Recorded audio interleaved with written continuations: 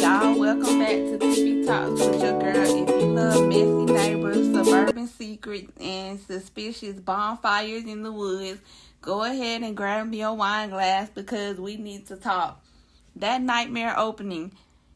Episode 2 opens with Samira having a full-blown nightmare.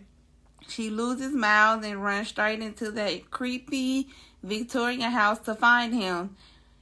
Why is it always the haunted looking house? Why do people always run into the danger? But this wasn't just horror vibes, this was anxiety. Samira is not comfortable in this neighborhood. She's unsettled, and when she wakes up, we immediately see the new owner has put up a no trespassing sign. Also, it's like that now. Enter Gary Lawson.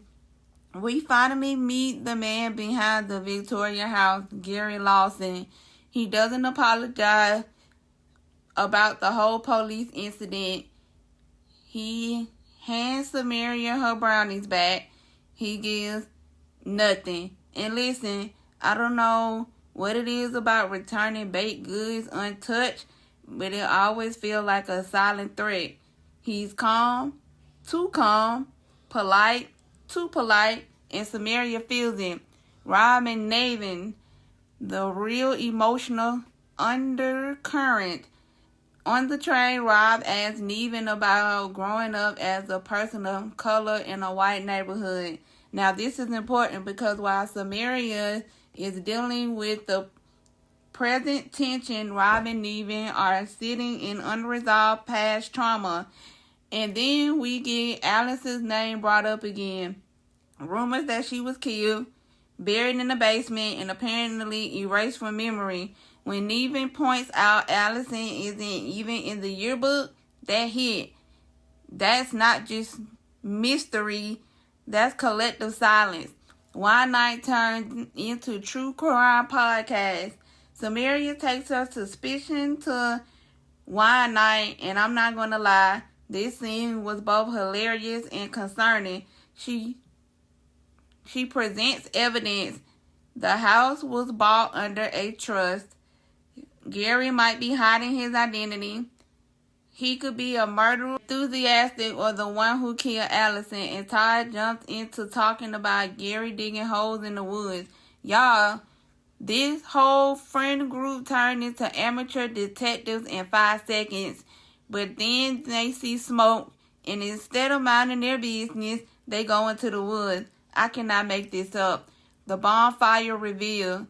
They find Gary casually enjoying a bonfire in his illegal fire pit. And when Agnes, the HOA president, comes storming in with her handbook energy, Gary calmly reminds everyone he is within HOA guidelines. That moment was so satisfying and embarrassing at the same time, because what if Samira and them really are sprawling? But wait, the department store scene. Let's not forget they saw this man buying ropes, lighter fluid, and axe. Now, sir, you cannot be mad that people are suspicious. That shopping list is literally every true crime documentary starter pack. And then Samira sees him on his lawn with the axe at night. I'm sorry, I'm not sleeping after that. Alison's phone. Now let's talk about the real twist. Rob finds Alison's phone in his childhood bedroom. Excuse me?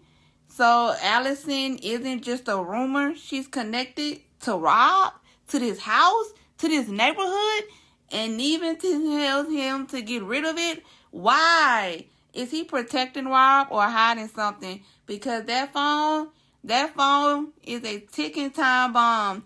Lynn and Dana, side eye activated.